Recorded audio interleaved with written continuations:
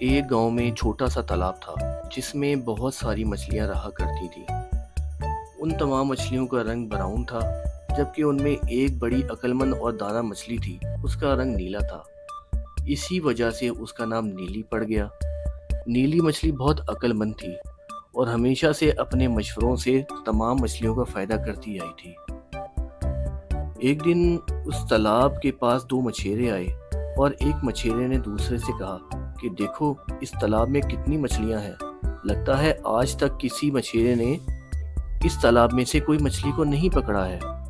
اس لیے ہم ایک کام کرتے ہیں کہ کل آئیں گے، اپنا جالا ساتھ لائیں گے، ان تمام مچھلیوں کو پکڑ کر لے جائیں گے۔ یہ بات نیلی مچھلی نے سن لی اور جا کر دوسری مچھلیوں کو سنانے لگی۔ دوسری مچھلیاں نیلی مچھلی کا مذاق اڑانے لگی۔ انہیں اس بات کا یقین نہیں آ رہا تھا کہ اس تالاب میں بھی کسی مچھیرے کی توجہ ہوگی اور وہ آ کر انہیں پکڑ سکتا ہے۔ انہوں نے نیلی مچھلی کی بات ماننے سے انکار کر دیا اور کہا کہ تم جاؤ، اگر تمہیں کہیں جانا ہے، ہم تو یہیں پر رہیں گے۔ اسی رات عقلمند مچھلی تالاب چھوڑ کر کسی دوسری تالاب میں شفٹ ہو گئی۔ دوسرے دن وہ مچھیرے آئے اور تالاب کی ساری مچھلیوں کو پکڑ کر لے گئے۔ اب جال میں پھنسی ساری مچھلیاں بہت پچھتا رہی تھیں اور سوچ رہی تھی کہ انہیں نیلی مچھلی کی بات مان لینی چاہیے تھی۔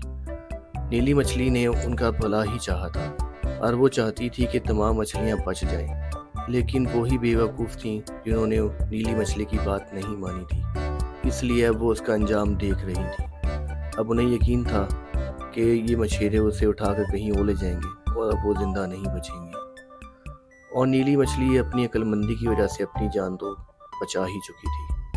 تو اس لیے بچوں ہمیشہ عقل سے کام لینا چاہیے اور بڑوں کی باتوں پہ ہمیشہ عمل کرنا چاہیے۔